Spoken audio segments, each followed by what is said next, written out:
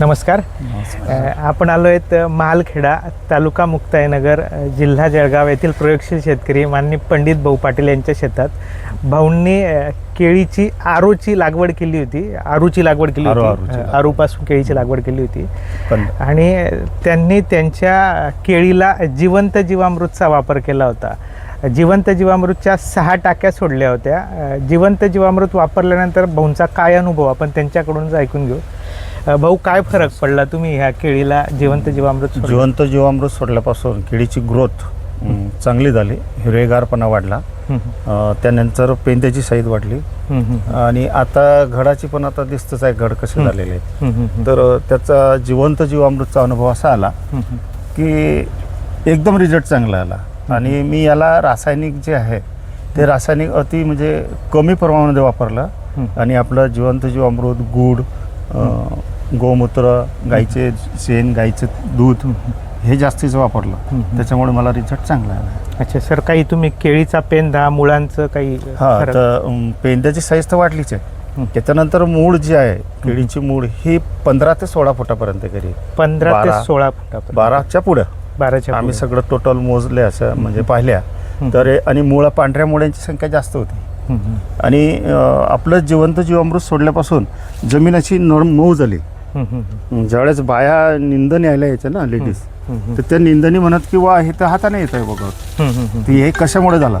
हे खास आपल्या जिवंत जीवामृतमुळे जमीन खूप भुसभुशीत झाली. त्याचा हा रिझल्ट जास्त आहे.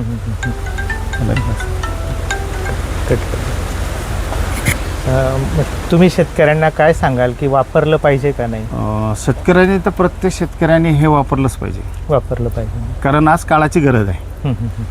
आज रासायनिक खताचे भाव कुठे गेले, शेती परवडण्याशी झालेली आहे. बरोबर. आता ही शेती मला परवड झाली. बरोबर. आता 19-20 भाव कुठलेही जरी असो, बरोबर, तरी मला परवडल्यासारखी. बरोबर. खर्च नसल्यामुळे खर्च कमी झाला, रासायनिकचा खर्च कमी झाला.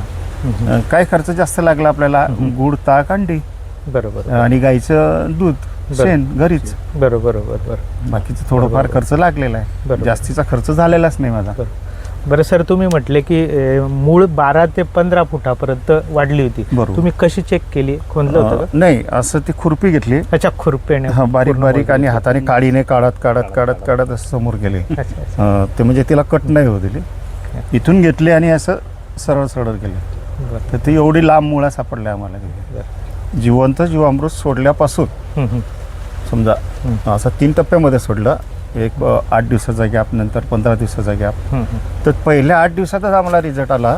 पांढऱ्या मुळांची इतक्या पांढऱ्या मुळा झाल्या होत्या की भयानक, भरपूर. कुठं अशा वर यायच्या. आणि इथे हे गवत वगैरे टाकले ना, त्याच्यामुळे अतिउत्तम फायदा झाला तिचा. म्हणजे हे गवताची मधली ही जी आहे हे मी निंदणी केलीच नाही. याच्यामध्ये वाही पण नाही. वाही म्हणजे वखर वगैरे हे काय, म्हणजे इथे मशागत नाही केली, फक्त इथे हे बाजू फक्त निंदून घेतली. आणि हे उरलेले जे गवत आहे इथे बाहेर नाही टाकलं.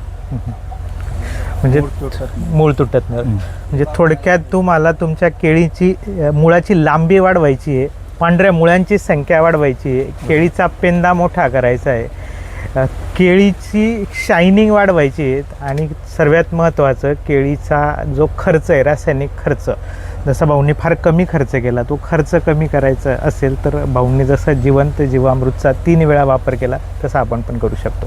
ओके, धन्यवाद. परत एकदा